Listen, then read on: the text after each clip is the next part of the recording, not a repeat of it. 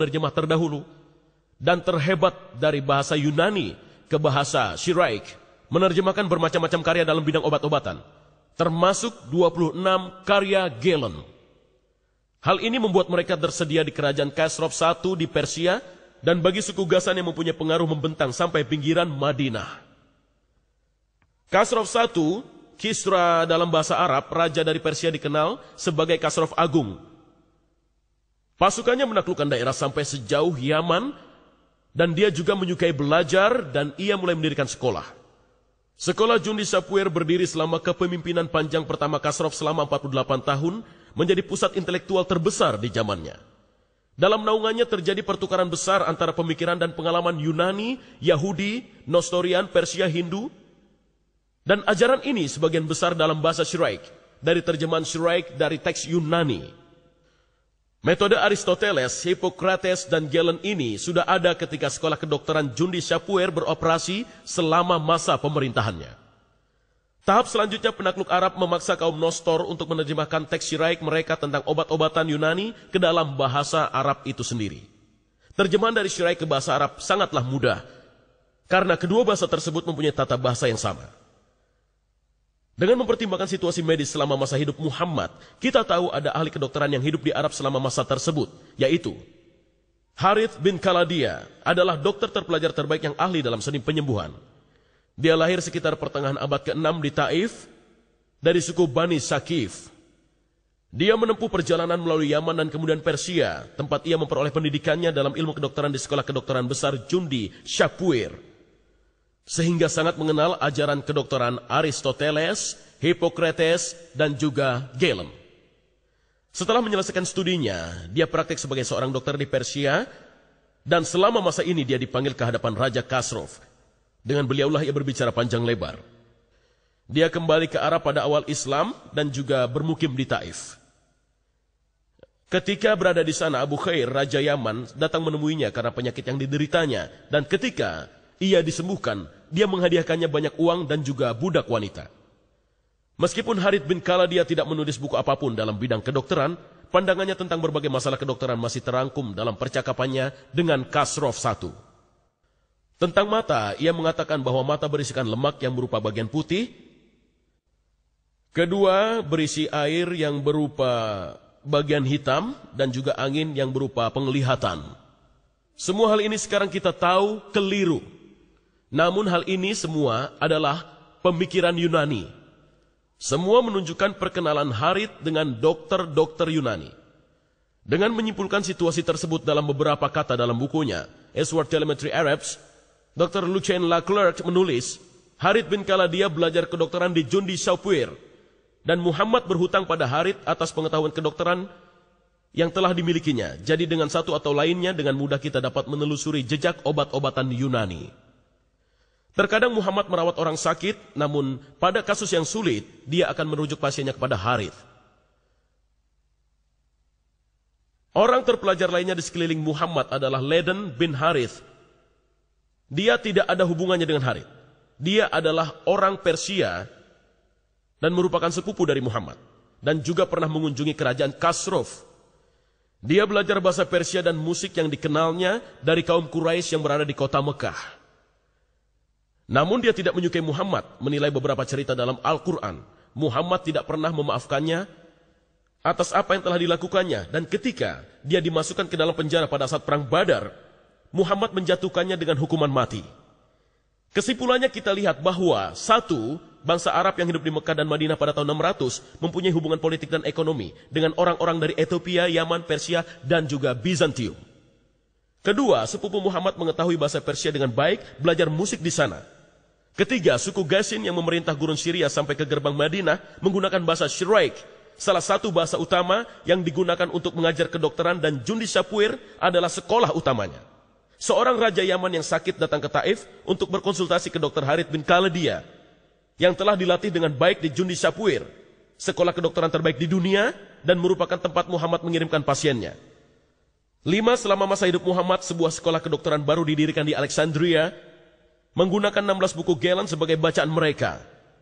Sumber ini menunjukkan bahwa ada kesempatan yang luas bagi Muhammad dan orang-orang di sekelilingnya untuk mendengar teori embriologi Aristoteles, Hippocrates, dan Galen ketika mereka datang untuk mendapatkan pengobatan dari Harith bin Kaladia dan dokter lokal lainnya. Jadi ketika Al-Quran mengatakan pada surat Makkiyah terakhir, orang-orang yang beriman, dialah yang menciptakan kamu dari debu, kemudian dari tetes air mani, kemudian dari segumpal darah yang menyerupai lintah, supaya kamu memahaminya. Dan kemudian dalam surat Haji, hai manusia, jika kamu dapat keraguan tentang kebangkitan dari kubur, maka ketahuilah sesungguhnya kami telah menjadikan kamu dari debu. Adalah benar bagi kita untuk bertanya lagi, apa yang harus dipahami? Apa yang harus diketahui? Dan ini adalah tahap-tahap Al-Quran lagi. Nutfah, air mani, alaqah, mudghah, seonggok daging, azam, tulang belulang, dan 5, membalut tulang dengan otot. Jawabannya sangat jelas, mereka memahami dan mengetahui pengetahuan umum. Tahap-tahap embriologi seperti yang diajarkan oleh dokter-dokter Yunani. Saya tidak bermaksud kalau pengikut Muhammad semuanya tahu tentang nama-nama dokter Yunani. Namun mereka mengetahui tahap-tahap embriologi dokter Yunani. Mereka percaya bahwa air mani pria tercampur dengan darah menstruasi wanita menghasilkan segumpal darah yang menjadi bayi. Kedua, mereka percaya ada masanya ketika janin terbentuk secara sempurna. Ketiga, mereka percaya tulang terbentuk dahulu kemudian dibalut dengan otot-otot. Allah menggunakan pengetahuan umum itu sebagai tanda yang mendorong pembaca dan pembaca berpaling kepadanya. Masalahnya adalah bahwa pengetahuan umum ini keliru.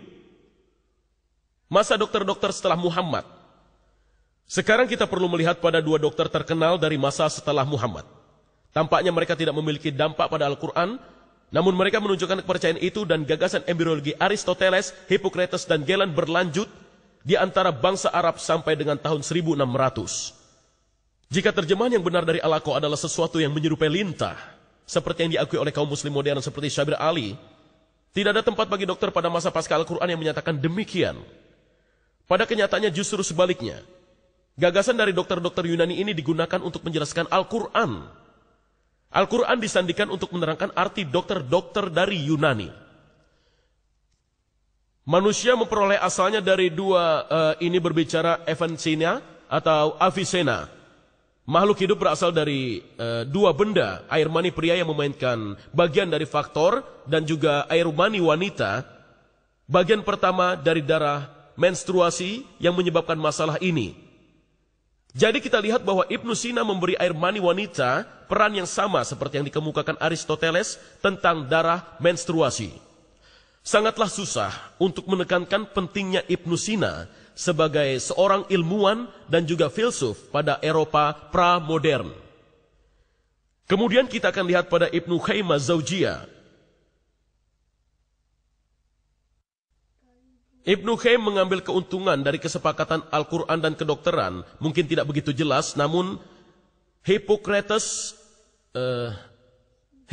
dalam ungu dan Al-Quran dalam hijau tua dan Al-Hadis dalam ungu dan komentar dalam warna merah dan pernyataan dia sendiri berwarna semacam biru muda. Dia mengatakan apa yang dikatakan Hippocrates pada bab ketiga kitab Al-Ajinah. Air mani terdiri atas sebuah membran dan ia tumbuh berkat darah ibunya yang disalurkan lewat rahim. Beberapa membran terbentuk di awal, lainnya setelah bulan kedua dan lainnya lagi pada bulan ketiga. Dan phrase ini tentang darah yang diturunkan ke rahim. Kita telah melihatnya ketika kita melihat slide Hippocrates. Itulah mengapa Tuhan berfirman, di sini di Al-Quran disebutkan, Dia menciptakan kamu dari dalam rahim ibunya, dari bentuk satu ke bentuk lain dalam 3 kegelapan. Itu adalah Al-Quran 39 ayat 6. Kemudian dia memberikan gagasannya sendiri. Karena masing-masing dari membran ini mempunyai kegelapannya sendiri, ketika Tuhan menyebutkan tahap-tahap penciptaan dan pembentukan dari keadaan satu lainnya. Dia juga menyebutkan kegelapan dari membran-membran tersebut. Kebanyakan komentator menjelaskan, dan ini adalah komentar dari para komentator, adalah kegelapan pusat dan kegelapan rahim dan kegelapan plasenta. Pada contoh kedua, kita baca, Hippocrates mengatakan, mulut terbuka secara spontan dan hidung dan telinga terbentuk dari daging. Telinga terbuka dan mata terisi dengan cairan yang sangat jernih. Sang Nabi biasa mengatakan, aku menyembahnya yang menciptakan wajahku dan membentuknya. membuka pendengaranku dan penglihatanku, dan seterusnya. Di sini kita lihat